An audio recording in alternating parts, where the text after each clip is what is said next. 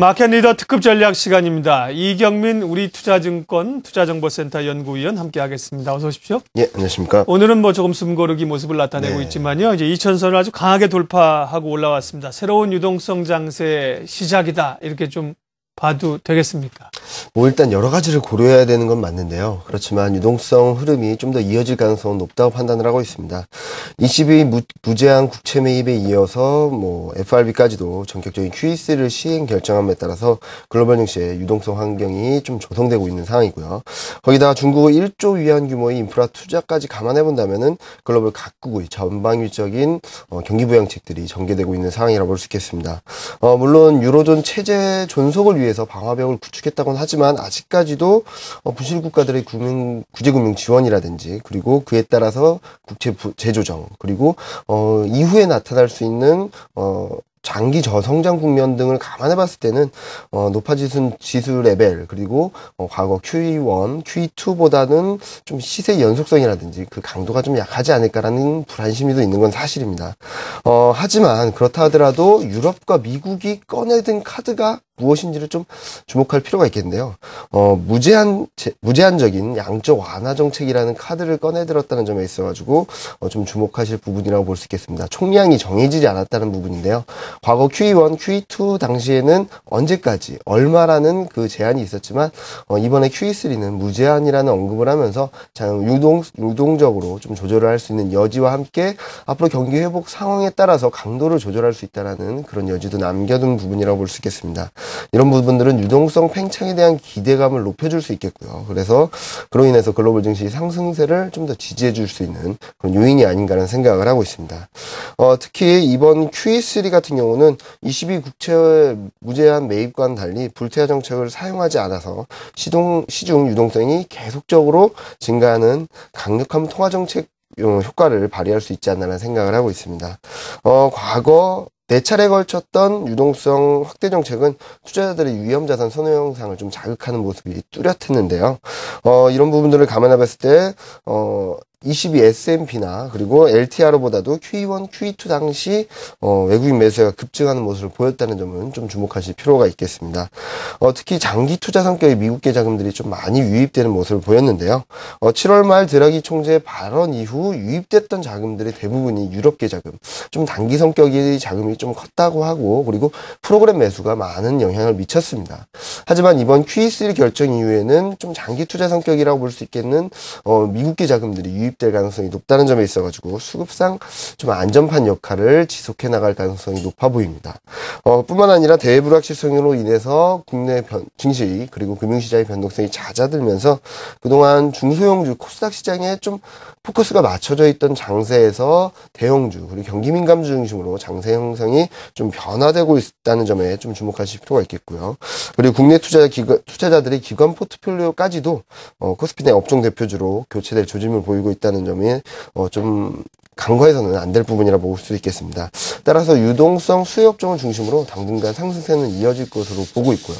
이번 주는 아마도 좀 단기 등락을 보일 수는 있겠지만 그렇다 하더라도 우상향 흐름이나 상승 추세를 훼손할 가능성은 높지 않다는 판단을 하고 있습니다. 네.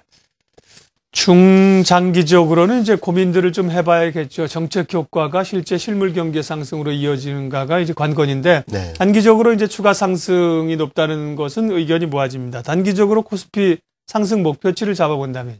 네, 일단 코스피 중기적인 변화도 뚜렷하게 나타나고 있습니다.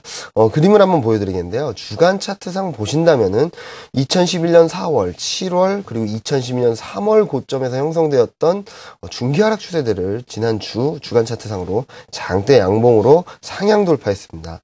이런 부분들은 중기 추세 전환 가능성까지 높이는 부분이라고 볼 수 있겠는데요.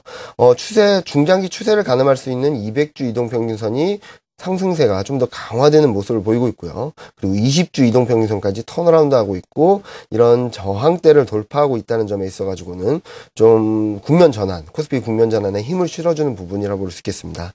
이에 따라서 코스피 1차적인 추가 상승 목표치는 한 2050선 정도가 되지 않을까라는 생각을 하고 있습니다.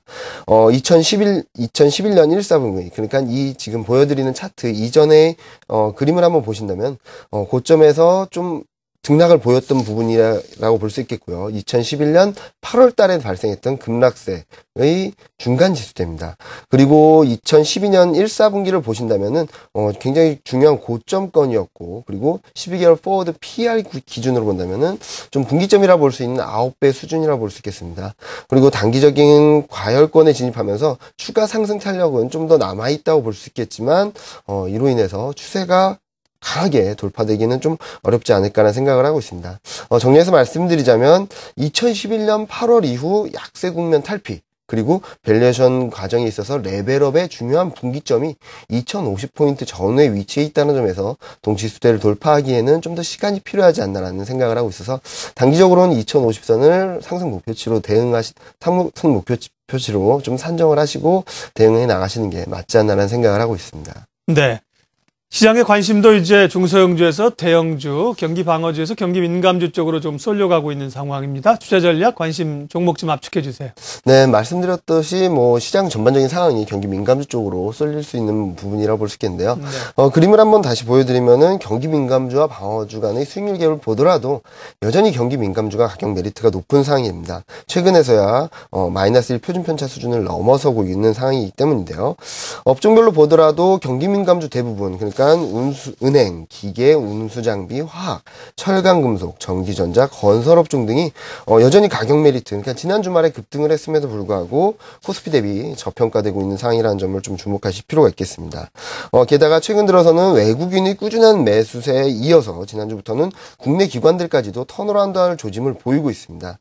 이런 부분들을 감안해 봤을 때는 경기 민감주에 관심이 높아질 수 있는 시점에서 가격 메리트의 수급 모멘텀까지 가세한다고 볼 수 있겠고요.